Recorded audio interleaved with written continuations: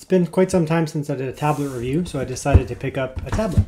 Lenovo had this for actually a really good price on the Lenovo website direct. This is the Lenovo Tab P11. This is the 2003 model. So there's different models of this here. You can get a couple different RAM configurations. This one's just the 4 GB, then it has 64 GB of storage. You can also get this with more RAM. I believe it was 6 GB, but the price was like $100 more, and I thought, you know what? This is more of a budget tablet.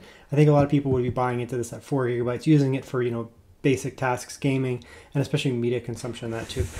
So that's the tablet there. Let's see under here. We get our SD card puller thingy, which I'll do later. The pen itself, you get these kind of 20 watt, I think they're 20 watts, normally they're 25, probably 20 based on that.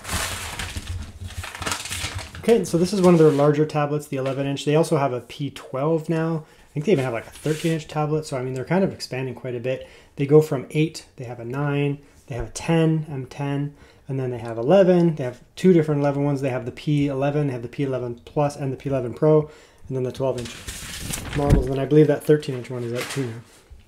So Lenovo's expanding quite a bit. So nice matte gray, looks quite chic there. It's got like this is a soft kind of texture there. This is metal, and this is actually, it looks kind of textured, but it's actually fairly soft there. Camera and the flash there. USB-C there on the right side or the bottom, depending. So that's the bottom.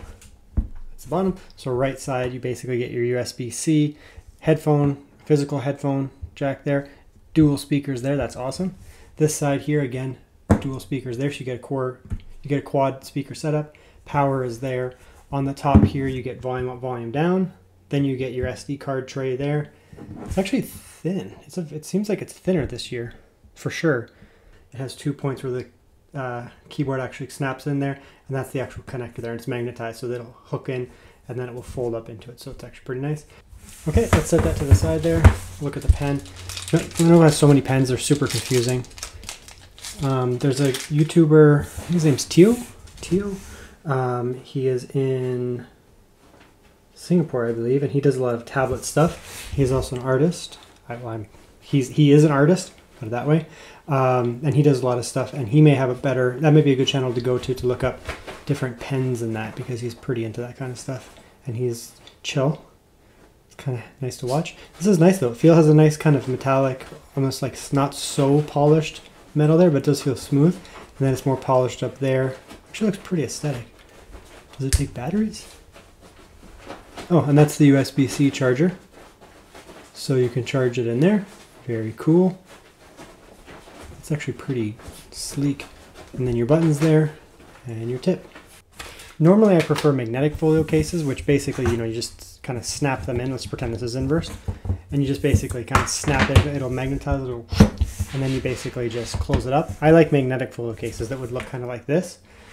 Those are my strong preference. I don't like move around too much with my tablets, so I don't need like crazy edge protection.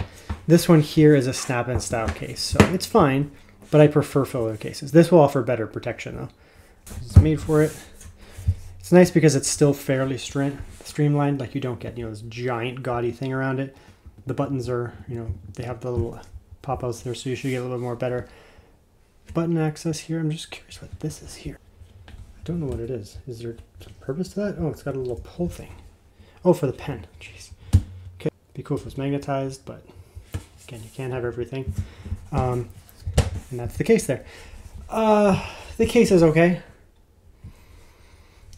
It's alright. It looks cool and it fits.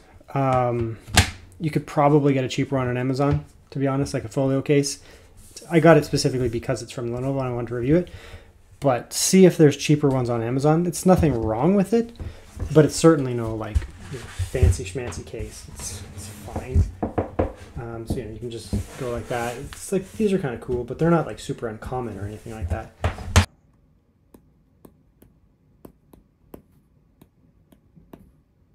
It's weird that it's not adding spaces.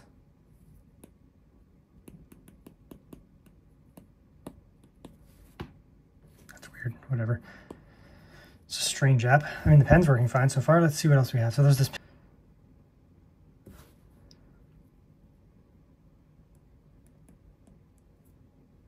Is it going to get thicker? Very lightly pressing.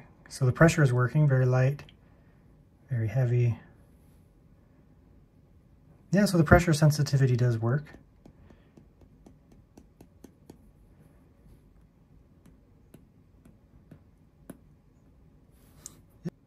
Ooh, it's a thick line. I'm not noticing too much lag. I mean, I find Android pens in general slightly more laggy than like a Surface Pen, for example, on Windows, or an Apple Pen. But this was pretty good. I would say that this is going to be basically equivalent to an Apple Pencil. To be honest, I've used several over the past maybe 3 or 4 years, and I find a lot of them actually kind of suck. Like they're different active pencils or pens or whatever you call them, and I don't know, they always have problems, and there's always something wrong with them, and they're so laggy and they don't connect. This one I literally just took out of the box and I just started writing, which is as the pen should be. Like you just start writing with it, right? Like you just write. It's very nice actually. So the pen I'm actually a fan of. If you have like an older tablet device that is compatible with this specific pen, the Lenovo Precision Pen 2, it seems to be quite good. So you're not going to have issues with, you know, this kind of stuff over here. There really is no lag on it, input lag. The touch with your finger, touch with the pen, there's no lag there. You know, moving through apps here is nice and snappy. You know, potentially if you have a faster SoC, it's faster, but I'm noticing zero lag here whatsoever. So one major consideration here, if you're getting yourself an Apple product versus Android in general, if you don't know this, Apple products don't use a 16:9 aspect ratio. So you can see here that there's black bars on top of the screen there, top and bottom. There is a little bit here, but it's much reduced. Whereas this one here is a higher aspect ratio. So, you know, if you go with a 16:9, you're going to basically get a perfect fit there. 16:10, you lose a little bit of black bars, and then, you know, they get larger and larger as you go with something like, you know, an iPad here. And you can see here this iPad mini, I mean, it's a much smaller tablet, but I mean, you can see how much larger the black bars are there and how much larger the room is here. Yeah, so you can see there that, you know, the iPad mini is not as bright. This is definitely brighter. I can perceive the brightness being higher here. And the colors are a little bit more vibrant over here. They may be oversaturated, but they're definitely more vibrant. The blacks are amazing on both. You know, really, really good blacks. But yeah, very, very lovely screen, actually. I mean, obviously the P11 Pro Gen 2 with its OLED is going to be superior. But these Lenovo tablets, they have really good screens for IPS. They're quite nice screens overall. You know, nice vibrant colors overall. Nice and crisp. The pixel density on these high resolution screens is really nice. Yeah, they're just really nice looking screens. The colors look really vibrant. And all the details here, very good. So if it's just, you know, pure media consumption, playback, and you don't want to pay a ton, obviously the screen, you're going to be buying into a really nice screen here.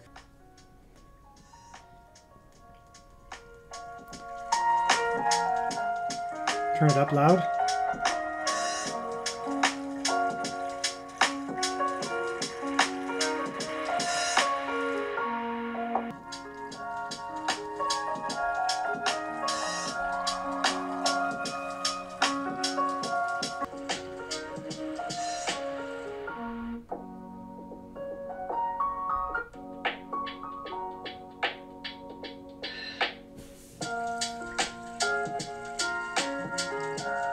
The P11 Pro, I found, probably had slightly better speakers than this. Not hugely, though. This is a really nice sounding set of speakers here. Let's get some volume, though. Look at that volume.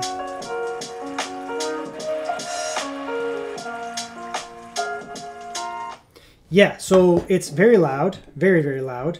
So if you're using this, for example, like in a kitchen or something, or as a media, you know, tablet or something where you're going to be making a lot of noise, you're certainly not going to have any issues with the volume. It sounds really nice in terms of volume, and the actual sound itself is really nice. That quad speaker, you get a really like voluminous sound to it. It sounds richer than the iPad because it has the quad speaker setup. So overall, consuming media on this is quite nice. The actual screen is really, really nice. It's actually a really nice, saturated, vivid screen, fine resolution, kind of a joy to look at. Certainly bright enough. It's not, you know, 1500 nits or something, but it's bright enough. It looks nice. And the speakers are quite good. So overall, that's a very, very compelling reason to buy this. You're buying into, you know, a fairly low cost device, but you get that really good media consumption. Okay, now we'll start some PUBG here. Okay, while we descend, let's check our settings here. Graphics. Let's see how high. Let's just go. Apparently the device doesn't support HDR, but looks like we can go high frame rate. Anti-aliasing, turn that up. So 2 times anti-aliasing, high, and HD, I guess it's let us do. And it seems to be playing fine. Again, this isn't some flagship SoC, but it's fine. Graphics. It won't let us go up any higher there. It just says it's not available, that's all it says. But the anti-aliasing doesn't cause a problem. Okay, so let's come back.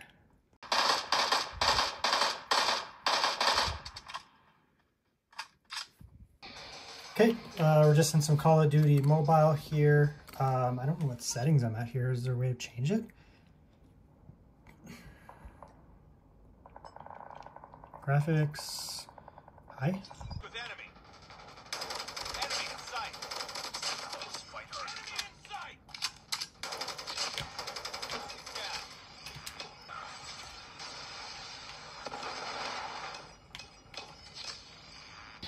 All right, let's test some Dreamcast here. Marvel vs. Capcom 2. We'll see how this runs.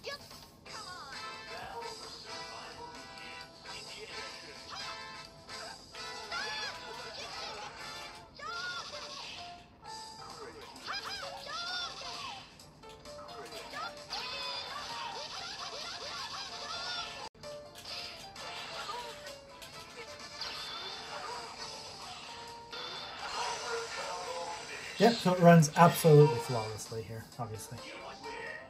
Okay, let's try some GameCube here. I'm also going to do the on-screen controls for this one, so we can get an idea of how well the on-screen controls work.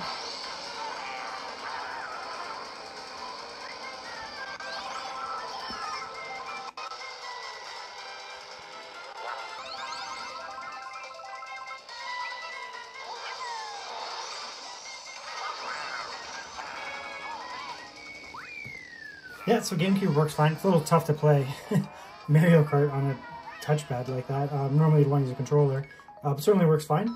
The emulation is perfect. So I mean, obviously this APU has more than enough power for this type of emulation here.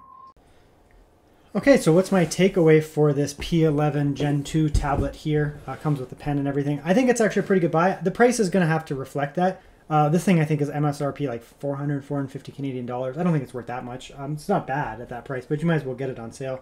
The price I paid, I think it was like 280 Canadian dollars, which is around 200 US. I mean, it's kind of quite compelling at that price. The SoC in here is, it's not the most powerful SoC on the market right now, but it is also certainly no slouch. It's quite capable, and the graphical performance is quite good on it too. So, if you're looking for something that's hybrid use, also using gaming purposes and that, it's quite nice. The pen actually works really nice on this. You don't necessarily have to get, this tablet for this pen, but it comes with it, which I think is a big add-on. This this Precision Pen 2 is a big upgrade from the Active Pen in the past. So I really like this pen quite a bit here. I think this case is probably, it's okay. It's nothing special. Like if it was a magnetic folio case, I'd say like, yeah, get it, because it'll be like a magnetic folio case. It'll stick to the back. But it just has that and this kind of crude thing here. So I'm gonna actually say probably no to the case, unless it's cheap. I don't know if it's like $15 from Lenovo or $10 or something. Sure, get it, whatever. It doesn't really matter. It'll be the same price you pay on Amazon. But if they're charging 30 or 40 bucks for the case, you just get one off Amazon for 15 bucks. So the case it's whatever. It's fine, but it's nothing special. However, the tablet itself I think is actually quite nice.